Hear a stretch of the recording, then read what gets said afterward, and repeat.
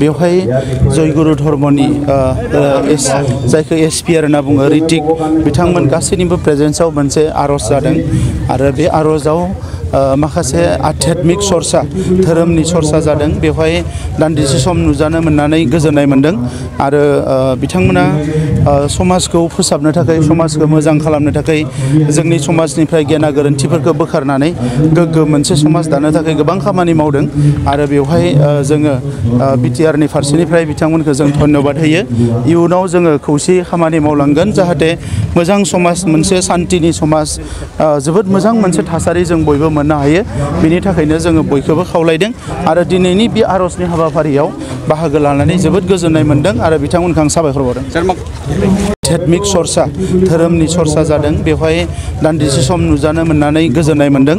आरो बिथांमोना समाजखौ फोसाबनो थाखाय समाजखौ मोजां खालामनो थाखाय जोंनि समाजनिफ्राय गेना गोरोन्थिफोरखौ बोखारनानै गोग्गो मोनसे समाज दानो थाखाय गोबां खामानि मावदों आरो बेवहाय जोङो बिटिआरनि फारसेनिफ्राय बिथांमोनखौ जों धन्यबाद होयो इयुनाव जोङो खौसेयै खामानि मावलांगोन जाहाथे मोजां समाज मोनसे शान्तिनि समाज जोबोद मोजां मोनसे थासारि जों बयबो मोननो हायो बिनि थाखायनो जोङो बयखौबो खावलायदों आरो दिनैनि बे आर'जनि हाबाफारियाव बाहागो लानानै जोबोद गोजोननाय मोनदों आरो बिथांमोनखौ आं साबायखर बावदों आध्यात्मिक सरसा धोरोमनि सरसा जादों बेवहाय दान्दिसे सम नुजानो मोननानै गोजोननाय मोनदों आरो बिथांमोना समाजखौ फोसाबनो थाखाय समाजखौ मोजां खालामनो थाखाय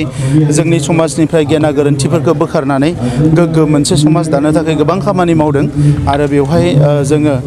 बिटिआरनि फारसेनिफ्राय बिथांमोनखौ जों धन्यबाद होयो इयुनाव जोङो खौसेयै खामानि मावलांगोन जाहाथे मोजां समाज मोनसे शान्तिनि समाज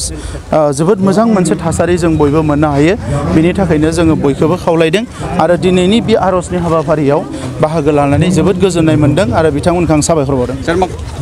आध्यात्मिक सरसा धोरोमनि सरसा जादों बेवहाय दान्दिसे सम नुजानो मोननानै गोजोननाय मोनदों आरो बिथांमोना समाजखौ फोसाबनो थाखाय समाजखौ मोजां खालामनो थाखाय जोंनि समाजनिफ्राय गेना गोरोन्थिफोरखौ बोखारनानै गोग्गो मोनसे समाज दानो थाखाय गोबां खामानि मावदों आरो बेवहाय जोङो बिटिआरनि फारसेनिफ्राय बिथांमोनखौ जों धन्यबाद होयो इयुनाव जोङो खौसेयै खामानि मावलांगोन जाहाथे मोजां समाज मोनसे शान्तिनि समाज